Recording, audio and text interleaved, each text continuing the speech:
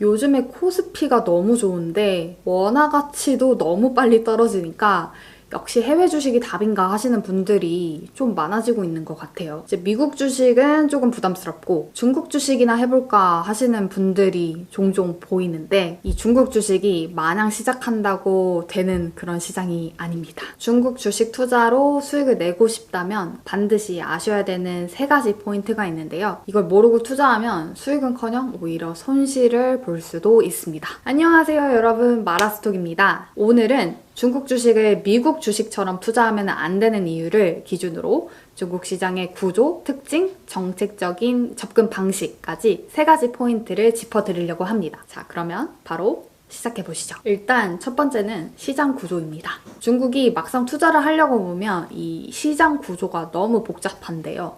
미국이나 한국은 간단하죠. 한국은 코스피, 코스닥, 미국은 뉴욕이랑 나스닥. 근데 중국은 A주, 홍콩, 미국 어떤 시장에 어떻게 접근을 해야 될지 그냥 일단은 구조만 들어도 막막한 상황이에요. A주라고 하면 중국에서 본토를 칭하는데 상하이 심천이 있고요. 이 상하이 안에서도 과창판, 심천 안에는 창업판이 있습니다. 그러니까 시장을 한번 정리하긴 해야 돼요. 너무 많기 때문에 이 투자자분들이 많이 헷갈리시는데요. 간단하게 말씀을 드리면 상하이는 전통산업, 심천은 첨단산업이라고 생각하시면 됩니다. 그런데 상하이에서 이제 보니까 우리가 이제 반도체도 육성하고 싶고 여러 가지 하고 싶은데 이제 심천이 뭔가 좋은 기술 기업들이 많은 것 같단 말이죠. 그리고 이제 미국이랑 무역 갈등을 하면서 시진핑 주석이 절실하게 첨단 기술을 육성해야겠다라고 자각을 합니다. 그래서 이제 만들어진 게 과학창업판이라는 스타보드고요. 이 스타보드에는 지금 중국판 엔비디아라고 불리는 캠브리콘이 상장이 되어 있습니다. 그리고 앞으로 이제 상장을 준비 중인 유니트리도 이 과창판에 상장을 할 예정이고요.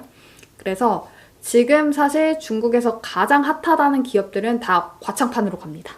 근데 안타깝게도 한국 개인 투자자에게는 이 과창판 시장이 열려있지가 않아요. 그래서 이런 기업들 주가가 날아가지만 우리는 개인적으로 직접 투자를 할 수가 없습니다. 그리고 심천에는 창업판이 있는데요. 이 창업판에는 배터리 소재 밸류 체인들이 많이 포함이 되어 있어요. 거기다가 헬스케어 기업들, 이제 가장 대표적으로 CATL이라는 글로벌 배터리 제조사가 있죠.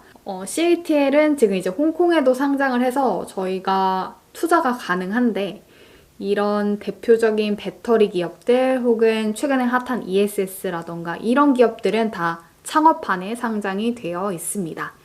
그래서 알짜배기 기업들은 개인 투자자가 투자를 못한다 라고 생각하시면 되고, 이와 별도로 이제 홍콩 H주가 있습니다. 이 H주는 중국에 약간 관심이 있으시다면 들어보신 알리바바, 샤오미, 엑스펑 이런 기업들이 다 홍콩에 상장이 되어 있어요. 그래서 플랫폼 기업들은 본토보다는 홍콩에 많이 몰려있고 올해 관심을 많이 끈 팜마트도 홍콩에 상장이 되어 있습니다. 이게 올해는 초만 해도 홍콩 증시가 먼저 좋았다가 이후에 본토가 좋아서 홍콩이냐 본토냐 뭐를 투자해야 되냐 이런 논의가 많았는데 이제 더 이상 어떤 시장을 두고 비교를 하기보다는 종목 혹은 섹터 단으로 접근을 해야 된다라고 생각을 하고 있고요.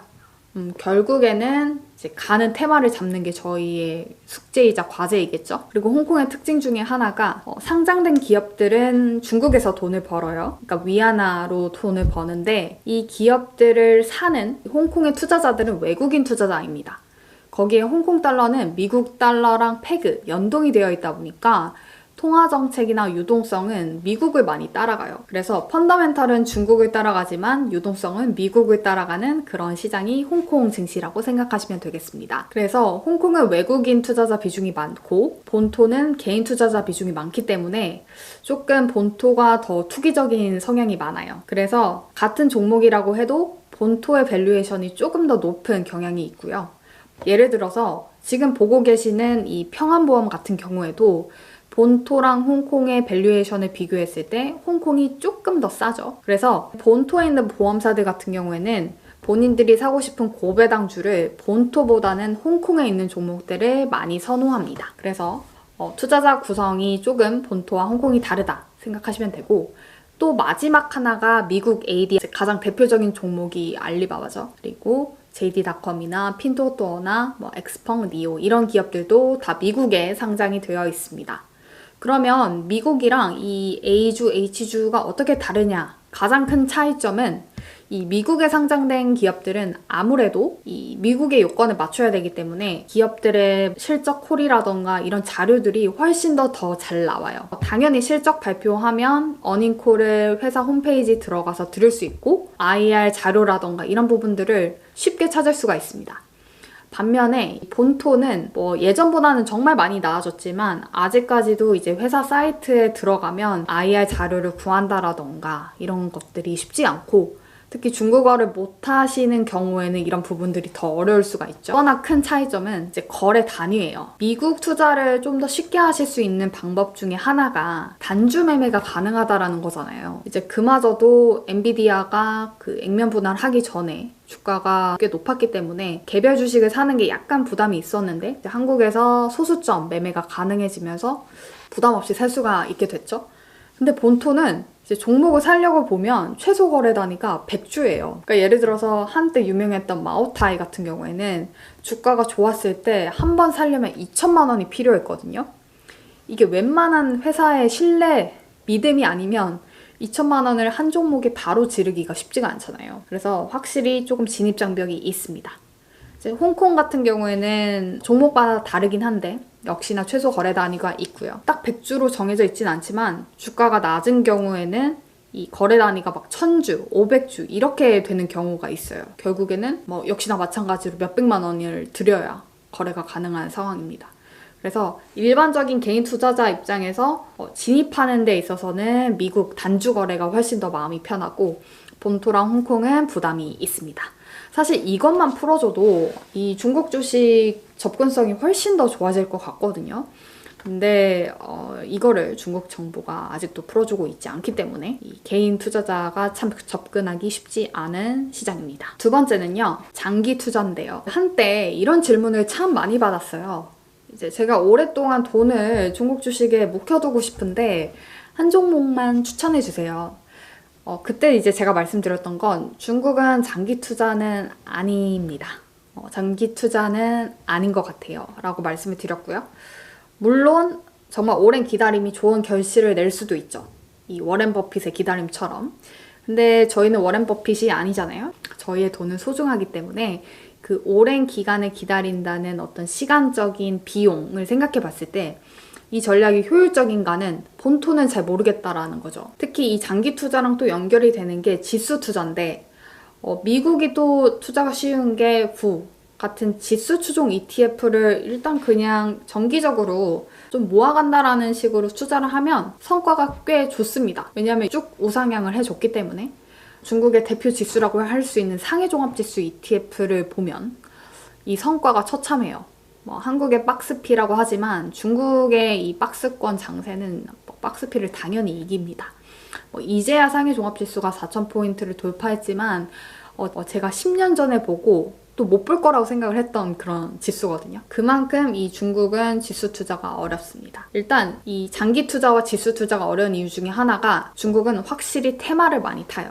그리고 이 지수에 구성된 섹터들을 보시면 아직도 상해 같은 경우에는 중국의 전통 경제 사이클을 많이 따르기 때문에 우리가 중국에 투자하는 이런 기술주와는 약간 멀어져 있는 경향이 있습니다. 그래서 장기 투자로는 중국에 접근하지 말자라는 게 또 하나의 어떤 팁이고요. 문제점은 중국이 벤치마크라고 할 만한 대표 지수가 없어요. 그러니까 당연히 아직까지도 CSI 300이라는 상하이와 심천의 대형주들 300개를 모은 CSI 300 지수가 있는데 이것도 사실 대부분 전통 섹터가 아직도 많다 보니까 정말 300개 종목이 중국의 신성장을 대표하는가라고 했을 때 약간 의문인 거죠. CSI 300에는 알리바바, 텐센트 이런 애들 당연히 없고요. 그렇다고 홍콩에서 잘 나가는 플랫폼들을 모아놓는 항생테크를 보면 캠브리콘 같은 기업들은 또 없고, 그러니까 어떤 지수를 택해도 모든 중국의 상황들을 대변할 만한 게 없기 때문에 미국이랑은 다르게 철저히 섹터 혹은 테마 그리고 더 스터디가 된다면 종목별로 접근을 해야 됩니다. 그리고 마지막은 정책 이야기인데요.